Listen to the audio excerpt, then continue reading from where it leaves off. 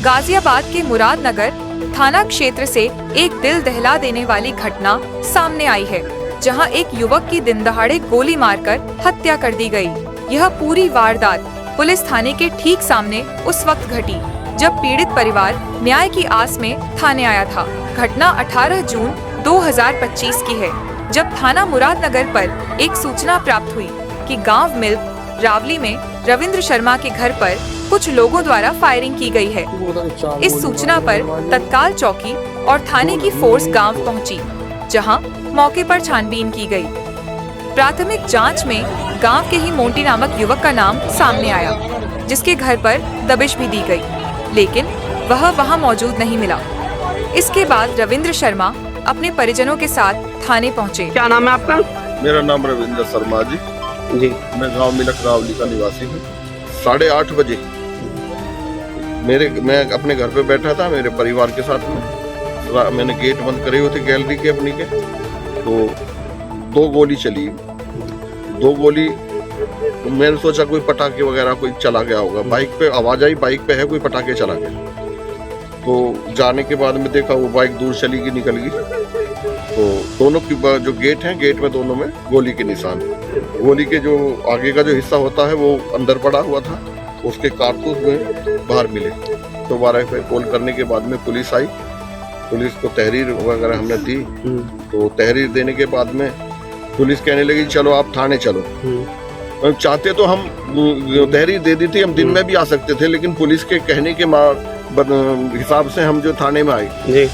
2 सवार वही लड़के दोनों वो बाइक पे फिर आए और मेरे बेटे के गोली मार के चले। तो ये कहाँ मारी थी इन्होंने? जस्ट थाने के सामने मारे हैं। और पुलिस वाले दोनों 4 पुलिसकर्मी वहाँ, जो मैं तो अंदर था, लेकिन मेरे गांव के जो और मेरे परिवार के लोग बता रहे हैं कि 4 पुलिसकर्मी वीडियो बना। घटना के बाद रविंद्र शर्मा द्वारा दी गई तहरीर में गांव मिल्क रावली निवासी मोंटी और अजय को नामजद किया गया है।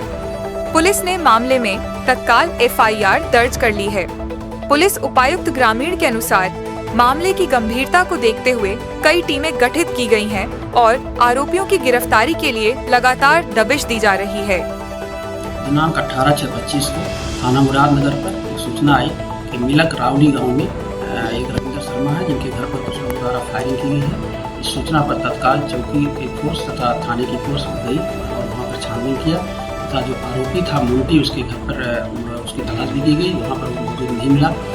इसके उपरांत रविंद्र शर्मा तथा उनके परिजनों द्वारा थाने पर आकर के FIR दर्ज कराने की प्रक्रिया की जा रही थी। इस दौरान कुछ लोग, उनके परिजन तथा उनके कुछ परिचित थाने के बाहर सड़क पर थे।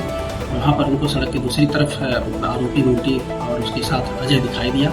इन लोगों द्वारा उसे रोकने का प्रयास किया गया। इसी दौरान मोंटी द्वारा फायर किया गया, जिसमें रविंद्र शर्मा के पुत्र रवि शर्मा को गोली लगी, जिन्हें अस्पताल ले जाया गया, जहाँ पर उनकी मृत्यु हो गई। इसके उपरांत परिजनों द्वारा रविंद्र शर्मा द्वारा तथा उनके परिजनों द्वारा तहरीर दी गई। इस तहरीर में मोंटी और उसी गाँव को मोंटी और अजय को आरोपी बनाया गया है। इस पर अभियोग पंजीकृत कर लिया गया है। अन्य वैधानिक कार्रवाई की जा रही है। पंचायतनामा भर करके डेड बॉडी को पोस्टमार्टम के लिए भेजा गया है और टीमें गठित कर दी गई हैं और उसकी गिरफ्तारी का सतत प्रयास किया जा रहा है। जल्दी इसमें गिरफ्तारी कर आवश्यक वैधानिक कार्रवाई कर रही है। पुलिस का दावा है कि जल्द ही आरोपियों को गिरफ्तार कर कानूनी कार्यवाही की जाएगी। इस पूरी घटना ने गाजियाबाद की कानून व्यवस्था पर बड़ा सवाल खड़ा कर दिया है।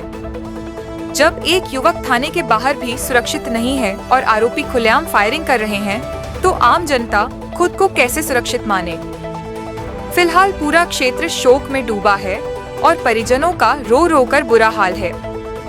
प्रशासन पर दबाव है कि जल्द से जल्द आरोपियों को गिरफ्तार कर पीड़ित परिवार को न्याय दिलाया जाए।